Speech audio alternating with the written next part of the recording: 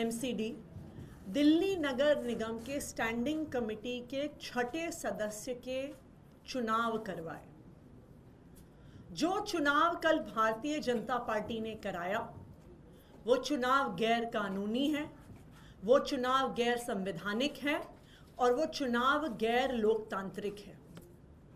हमारा देश, भारत देश संविधान से चलता है और संविधान के अनुसार बनाए गए कानूनों से चलता है। दिल्ली के नगर निगम को चलाने के लिए भारत के पार्लियामेंट ने, संसद ने एक कानून पारित किया हुआ है जो है दिल्ली म्युनिसिपल कॉरपोरेशन एक्ट 1957। उस दिल्ली म्युनिसिपल कॉरपोरेशन एक्ट 1957 के तहत कई सारे नियम, कानून, बायलॉज बने हुए हैं जिससे एमसीडी चलती है। जो इसमें सबसे महत्वपूर्ण है वो है Delhi municipal corporation procedure and conduct of business regulations 1958। यानी दिल्ली नगर निगम में होने वाली कोई भी कार्यवाही संविधान के अनुसार बने हुए दिल्ली म्युनिसिपल कॉरपोरेशन एक्ट और उस एक्ट के तहत बने हुए रेगुलेशंस के अनुसार होना होगा। अब उन नियम, कानून और रेगुलेशंस को अगर हम देखने जाएं तो जो procedure and conduct of business regulations हैं उसमें रेगुलेशन 51 जो स्टैंडिंग कमेटी के मेंबर्स के चुनाव के बारे में है, उसमें यह स्पष्ट है कि स्टैंडिंग कमेटी के सदस्यों का चुनाव कॉरपोरेशन की मीटिंग में होगा, नंबर 1। नंबर 2, इसी procedure and conduct business regulations की रेगुलेशन 3 सबसेक्शन 2 में ये लिखा है कि कॉरपोरेशन की मीटिंग का समय और स्थान और तारीख तय करना सिर्फ और सिर्फ मेयर की पावर में है। यानी सिर्फ मेयर तय कर सकती हैं कि कॉरपोरेशन की मीटिंग कब होगी। Number 3, DMC act, Delhi municipal corporation act का सेक्शन 76 बिल्कुल स्पष्ट शब्दों में कहता है कि जब भी कॉरपोरेशन की मीटिंग होगी तो उसकी अध्यक्षता यानी उसकी प्रिजाइडिंग ऑफिसर मेयर होंगी और अगर मेयर नहीं होंगी तो उनके स्थान पे डेप्यूटी मेयर होंगे। यानी स्टैंडिंग कमेटी का जो एक मेंबर का चुनाव है उसकी तारीख, उसका समय, उसकी वेन्यू सिर्फ और सिर्फ मेयर तय कर सकती हैं। और जब चुनाव के लिए मीटिंग होगी, कॉरपोरेशन का हाउस बैठेगा, उसकी अध्यक्षता सिर्फ मेयर कर सकती हैं। ये मैं नहीं कह रही, ये देश का कानून कह रहा है, दिल्ली म्युनिसिपल कॉरपोरेशन एक्ट कह रहा है, उस एक्ट के तहत बने हुए बायलॉज और रेगुलेशंस कह रहे हैं। लेकिन भारतीय जनता पार्टी को तो संविधान से कोई फर्क नहीं पड़ता, भारतीय जनता पार्टी को नियम कानून से कोई फर्क नहीं पड़ता, भारतीय जनता पार्टी को लोकतंत्र की धज्जियां उड़ाने से कोई फर्क नहीं पड़ता।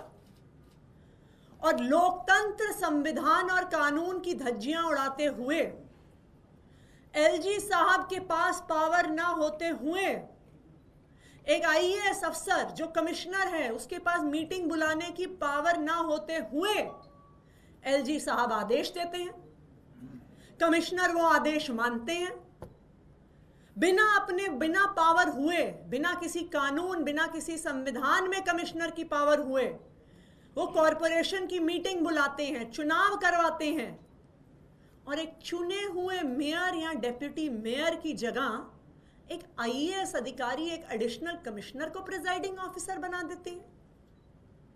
हर स्तर पर भारतीय जनता पार्टी ने, एलजी साहब ने और उनके अफसरों ने कल का जो गैर कानूनी चुनाव करवाया, उन्होंने उसमें संविधान की धज्जियां उड़ाई, लोकतंत्र की धज्जियां उड़ाई।